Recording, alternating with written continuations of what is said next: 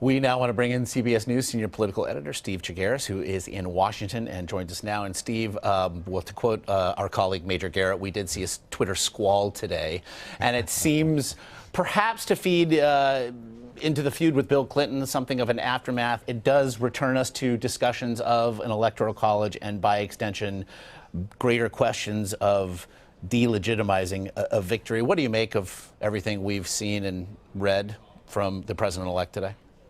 Well, what it is just continues his commentary on really trying to prove to people, whether it's the people who read his tweets or the rest of the country, that his election is legitimate. And there is the question, at least among the people who didn't vote for Donald Trump, who look at the numbers, and there are reports now that the numbers are fully certified in terms of the popular vote, and that Hillary Clinton won about 2.8 million more votes in the popular vote than Donald Trump. And there's nothing that seems to irk him more than that fact, even though he is the legitimate president-elect of the United States. But he continues to point out that he won the Electoral College, and if the rules were different, and he was running in a popular vote election, solely a popular vote election, that he would have done better and not have lost by 2.8 million votes, as you saw in one of those tweets.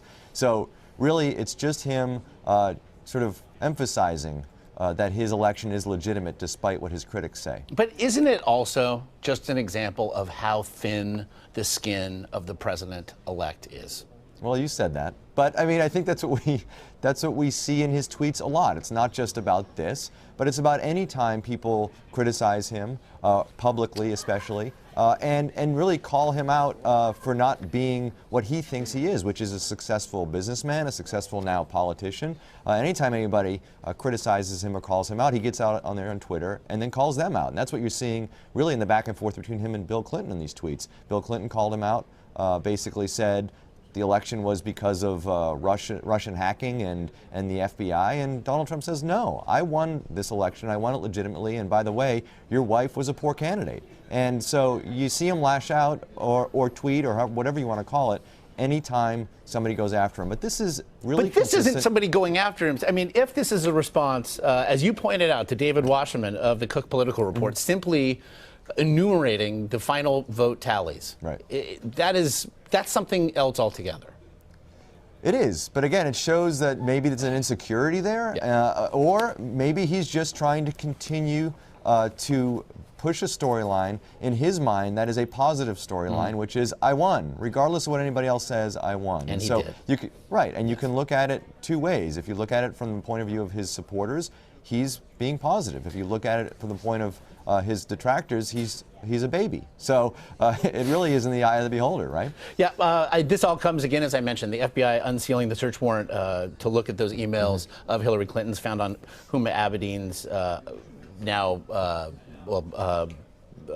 husband, Anthony Weiner, at the time. I want to read a tweet, though, from Clinton's former campaign press secretary, Brian Fallon.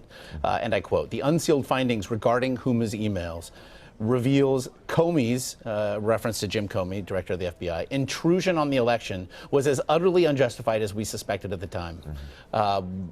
What do you make here of this? Well, there's a little Monday morning quarterbacking going on by Fallon. I think if you read that affidavit, the FBI suggested, and this is based on the history of the case, that there was probable cause to look into this computer and into these emails and to have a second look, mainly because of what they had seen before in emails between Abedin and Hillary Clinton. And so there was a concern. The bar, apparently, according to most legal folks, is pretty low to get a warrant in this kind of situation. And so they got the warrant. And so I think what Fallon's doing is he's doing what I think a lot of other people in the Clinton orbit are doing, and basically saying that Comey helped throw the election to Trump by doing these kinds of things, by bringing this up a week or two before the election. But